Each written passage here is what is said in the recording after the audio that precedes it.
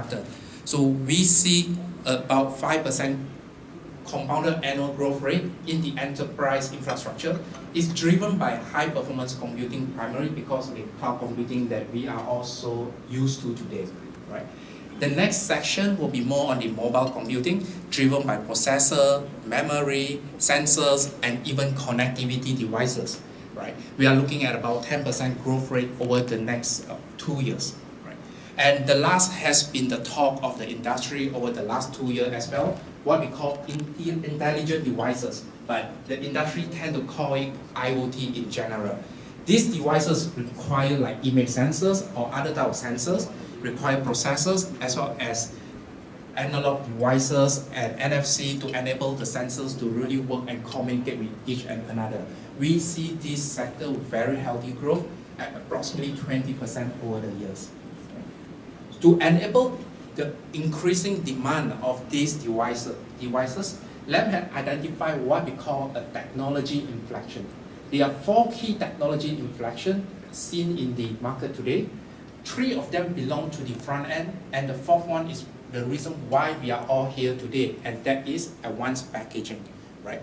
We are seeing a lot of transition from wire bonding to a wafer level packaging format, and that wafer level packaging format is eventually also transitioning to what we call a stack through silicon via processes, right?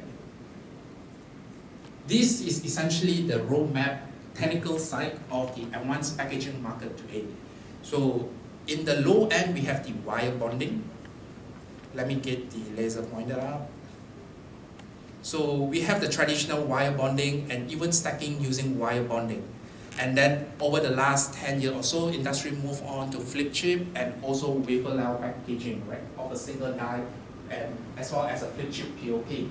And about 5 to 6 years ago, there's one technology that came out very promisingly, but has not really gained production, and that's what we call the 2.5D as well as the 3D stacking or 3D IC. The good news today is we are starting to see low volume manufacturing of this technology itself, and that brings me to the forecast of this technology. So there are 3 major drivers for TSV market today.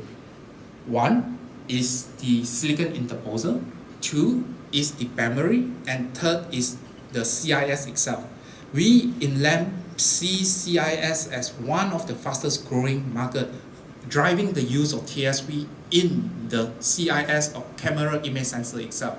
Essentially, every phone in iPhone, every camera in your iPhone today, they are actually sourced from Sony, which uses a TSV to join 2 die together, the sensor and the logic itself, right? And we see this trend to continue proliferate to more smartphone, more premium smartphone in future.